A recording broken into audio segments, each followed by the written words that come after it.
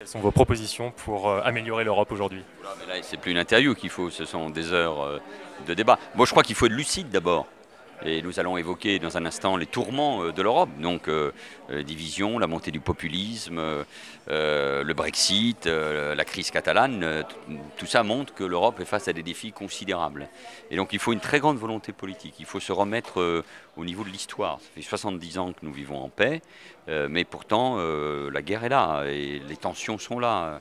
Avec la Russie, avec la Turquie, il y a le risque terroriste, il y a le défi migratoire, il y a ceux qui veulent revoir les frontières, il y a l'égoïsme de la Pologne ou de la Hongrie par exemple. Donc l'histoire est tragique. Donc il faut se remettre au niveau de l'histoire et il faut un projet politique basé sur ce que sont les valeurs de l'Europe. Et puis il faut avancer à quelques-uns.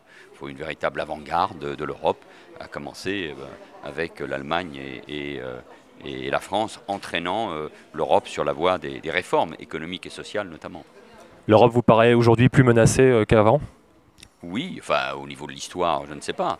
Mais incontestablement, nous sommes à la croisée des chemins. Il y a beaucoup d'espoir. L'élection d'Emmanuel Macron, notamment son discours à la Sorbonne il y a quelques semaines, donne le sentiment qu'il y a la volonté d'avancer. Et au-delà de la crise politique que l'Allemagne connaît, mais je ne doute pas qu'elle en sortira, chacun voit bien qu'il y a la possibilité enfin d'avancer dans la confiance entre la France et l'Allemagne. Et pour entraîner les autres pays, c'est tout à fait essentiel.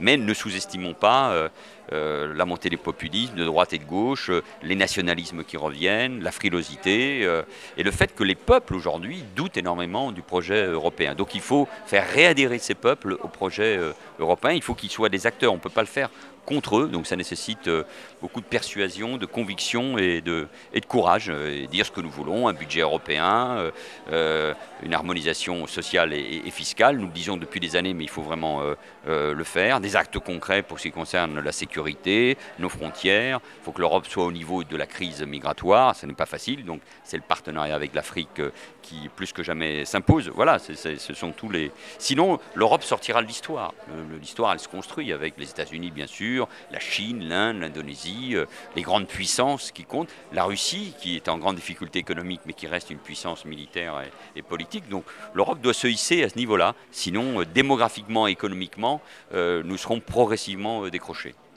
Une dernière question sur la perspective des élections européennes, en France notamment. Voilà, on connaît un certain euroscepticisme en France comme dans d'autres pays. Est-ce que vous pensez que d'ici 2019, on peut retrouver une confiance dans l'Union européenne et avoir une abstention moindre que précédemment pour les prochaines élections? Il faut que les élections de 2019 posent bien l'enjeu, l'avenir de l'Europe. Et donc en France comme dans les autres pays, il faut que les forces pro-européennes se rassemblent. Il faut vraiment un bloc central qui, contre les populismes, contre tous ceux qui veulent la destruction de l'Europe, à gauche comme à droite, il faut que ce bloc central, en France ou ailleurs, s'unisse, mais pas pour uniquement repousser les autres, mais pour un projet européen. Et donc l'année 2018, qui précède ces élections, doit être très importante pour que concrètement, les peuples se disent « tiens, ça bouge, ça va dans le bon sens ». Et c'est le meilleur moyen de faire adhérer les électeurs, les Européens, et de les faire participer à ce scrutin qui est évidemment très important. Ça n'est pas gagné, mais il faut s'y mettre. Manuel Valls, merci. Merci à vous.